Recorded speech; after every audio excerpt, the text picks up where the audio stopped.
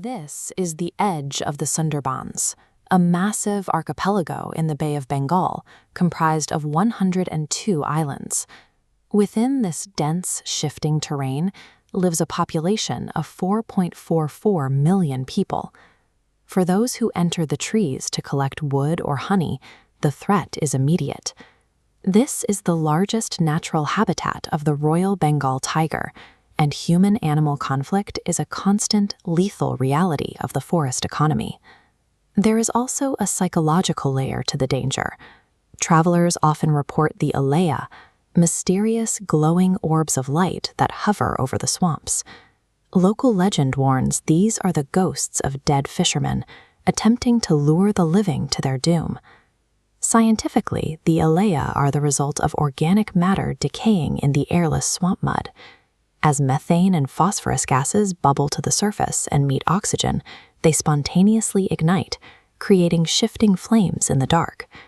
Whether explained through chemical combustion or local ghost stories, the effect is the same.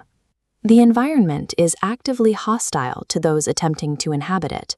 While the Sundarbans is often characterized as a pristine wilderness, researcher Ismay Assam recently uncovered evidence that the forest was once the site of a sprawling ancient civilization. Assam discovered the remains of brick ovens and clay pots used for boiling brine, remnants of a massive salt trading industry that operated here for nearly 1,500 years. The discovery of Roman glass jewelry among the ruins suggests that this deep forest settlement was once a hub in a global trade network, wealthy enough to import luxury goods from thousands of miles away. But after 15 centuries of operation, the brick fortresses and industrial centers were eventually reclaimed by the shifting mud and rising tides.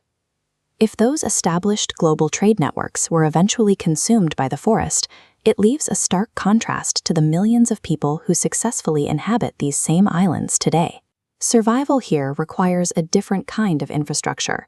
Instead of trying to conquer the tide, the inhabitants developed a shared narrative, the cult of Bon Bibi. The mythology tells the story of Duke, a young boy betrayed by his greedy uncles and left in the forest as a sacrifice for the tiger demon Dakshin Rai. When Duke prays for help, the goddess Bon Bibi intervenes to save him. She defeats the tiger demon in battle and establishes a strict code of conduct between the humans and the animals of the forest. This myth is a unique fusion of faiths. Bon Bibi is a Sufi figure sent by Allah, but her story follows Hindu-Mongol Kavya poetry, creating a religious syncretism that both faiths follow. This narrative provides a shared psychological framework, allowing a diverse population to navigate the lethal uncertainty of the forest as a unified group. This belief system is physically reinforced through the Bon Bibi Polygon, a folk theater performance where islanders act out the story of Duque and the tiger demon. Anthropologist Victor Turner called these social dramas, a four-step process to resolve conflict. It begins with a breach, the uncle's greed, followed by the crisis of the tiger attack. Next is redressive action, when Bon Bibi fights the demon, finally leading to reintegration, restoring balance between village and wild. Performance drama instills a strict ecological code. Forest workers are mandated to never take more wood or honey than is absolutely necessary for their survival. This theatrical ritual serves as a collective release, taking the chaotic trauma of the wild and organizing it into a predictable, rule-bound social order. Today, that order is being tested by new forces. Historical dangers are now compounded by climate change and devastating cyclones like Ayla, which flood agricultural lands with salt water. As farming becomes impossible, more people are forced into the deep forest for resources, leading to an increase in tiger encounters and casualties. The Bon Bibi Polygon is adapting to these shifts. The performances are becoming shorter and more secular, often staged for the region's growing tourism industry. The social structure of the play is also changing. Historically a male-only tradition, women now frequently perform the roles of Bon Bibi and other major characters. The cultural survival mechanisms of the Sundarbans are evolving in tandem with the landscape, shifting to meet modern economic and environmental realities. The 1,500-year-old salt empires are now buried under the mud, while the oral tradition of Bon Bibi remains a living part of the landscape. These ruins are a reminder that in the Sundarbans, the forest is the ultimate architect.